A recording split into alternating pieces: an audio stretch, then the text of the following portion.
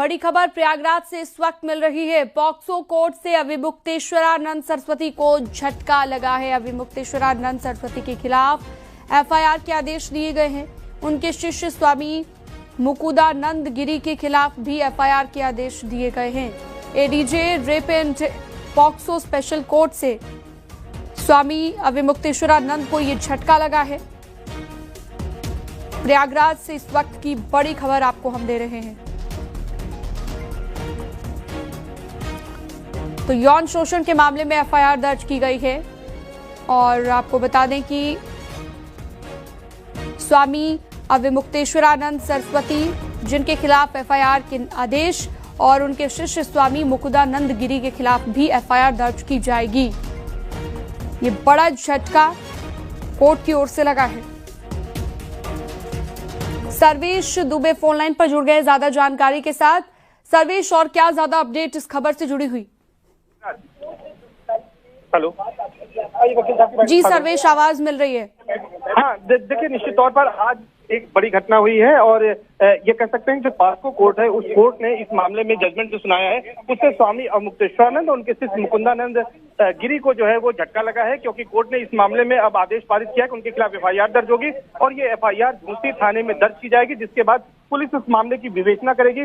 फिलहाल इसमें जो शिकायत करता है आशुतोष ब्रह्मचारी, जो कि श्री कृष्ण जन्मभूमि मुक्ति न्यास ट्रस्ट के अध्यक्ष हैं, इसके साथ साथ शाकुंभरी पीठाधीश्वर हैं, उनका ये साफ तौर पर कहना है कि उनकी ये न्याय की जो पहली लड़ाई थी उसकी जीत है। इसके बाद वो सनातन यात्रा निकालेंगे। इस मौके पर उन्होंने, चूंकि अखिलेश यादव लगातार जो सपा मुखिया है वो उनका बचाव कर रहे थे, उन पर भी निशाना साधा है। उन्होंने कहा है कि उनको भी जवाब इससे मिलेगा कि कोर्ट ने उनके द्वारा दिए गए तथ्यों को माना है और उसको मानने के बाद कोर्ट ने इस मामले में एफआईआर दर्ज करने का आदेश दिया है। प्रयागराज के झूसी थाने में इस मामले में अब एफआईआर दर्ज करने के बाद पुलिस में विवेचना करेगी। उनका ये कहना है कि जो भी एविडेंसेज उन्होंने दिए हैं स्वामी अविमुक्तेश्वरानंद सरस्वती के खिलाफ, मुकुंदानंद जो उनके शिष्य उनके खिलाफ, इस मामले में जब विवेचना होगी तो निश्चित तौर पर जो तथ्य आएंगे कोर्ट इसमें कड़ी कार्रवाई करेगी और इस लड़ाई को, इस कानूनी लड़ाई को वो अंजाम तक पहुंचाएंगे। जी ठीक है सर्वेश, बहुत शुक्रिया ये तमाम जानकारी विस्तार से देने के लिए। और अगली खबर है ललितपुर से, जहां पर कस्बा बांसी के हजरिया महादेव में दिन में चोरी की घटना हुई। अज्ञात चोर हनुमान जी का चांदी का मुकुट, गणेश भगवान का चांदी का मुकुट और माता पार्वती का चांदी का मुकुट चोरी कर फरार हो गए। इतना ही नहीं, सोने की नथ, मंगलसूत्र, कार्तिक जी, राम राजा सरकार का मुकुट और माता सीता की सोने की नथ, मंगलसूत्र चोरी करके ले गए। घटना को लेकर श्रद्धालुओं में गुस्सा देखा जा रहा है। ने ताला खुला देखा तो उन्हें सोचा कि मैं एक आध मंदिर का ताला खुला छोड़ गया हूँ।